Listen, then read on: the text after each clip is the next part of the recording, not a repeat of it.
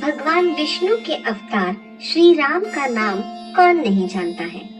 रामायण महाकाव्य के रचयिता महर्षि वाल्मीकि ने अपने ग्रंथ में लिखा है कि भगवान श्री राम में वैदिक सनातन धर्म के आत्मा कहे जाने वाली सभी गुण विद्यमान है। भगवान राम को पुरुषों में से सबसे उत्तम पुरुष अर्थात मर्यादा पुरुषोत्तम भी कहा जाता है। समाज को मर्यादा और पुरुषार्थ की परिभाषा बतलाने वाले पुरुषोत्तम राम की जीवनी के बारे में आज हम जानेंगे। तो आइए जानते हैं भगवान श्री राम का जीवन परिचय।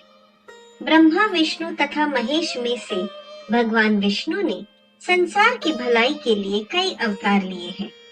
भगवान विष्णु द्वारा कुल 10 अवतार लिए गए, जिसमें से भगवान राम 7वें अवतार माने जाते हैं और ये अवतार भगवान विष्णु के सभी अवतारों में से सबसे ज्यादा पूजनीय माना जाता है। त्रेता युग में जन्मे भगवान श्री राम अयोध्या के महाराज दशरथ के सबसे बड़े पुत्र थे। दशरथ की 3 रानियां थीं, जिनसे उन्हें 4 पुत्र प्राप्त हुए, राम, लक्ष्मण, भरत और शत्रुघ्न। भगवान राम चारों भाइयों में सबसे बड़े भाई थे।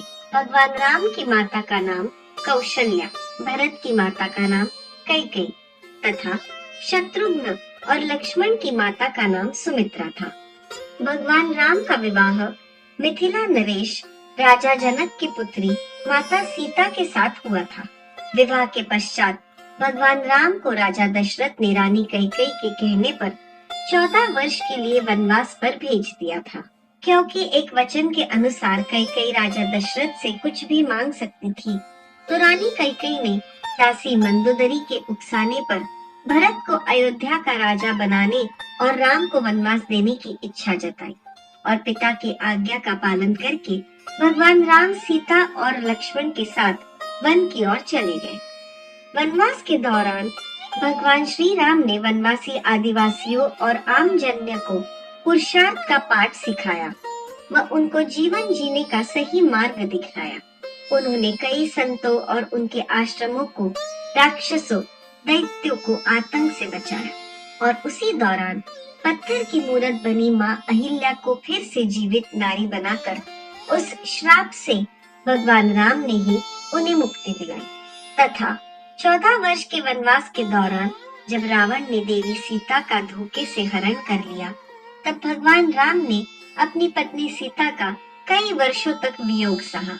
इसी बीच राजा सुग्रीव, जो कि अपने ही राज्य से निष्कासित कर दिए गए थे, उन्हें फिर से उनका राज्य और राजपाट वापस दिलवाया और एक विशाल वानर सेना का संगठन कर रावण को युद्ध में हराकर माता सीता को रावण के चंगुल से छुड़ाया तथा रावण का अंत करके अधर्म पर धर्म की विजय व बुराई पर अच्छाई की विजय का पताका लहराकर सारे संसार में राम राज्य की स्थापना की। भगवान राम अपनी प्रजा को हर तरह से सुखी रखना चाहते थे। उनकी धारणा थी कि जिस राजा के शासन में प्रजा दुखी रहती है, वह राजा नरक भोगी होता है। महाकवि तुलसीदास जी ने रामचरितमानस में राम राज्य की विशद चर्चा की है। माना जाता है कि अयोध्या में 11,000 वर्षों तक भगवान राम का दिव्य शासन रहा। भगवान श्री राम कहते हैं कि पृथ्वी लोक एक ऐसा लोक है जहाँ जो भी आता है उसे एक दिन वापस लौटना ही होता है। ठीक इसी तरह श्री राम भी अपना मानवीय रूप त्याग कर अपने वास्तविक स्वरूप विष्णु का रूप धारण कर वैकुंठ धाम की ओर चले गए। श्री राम जय जय राम।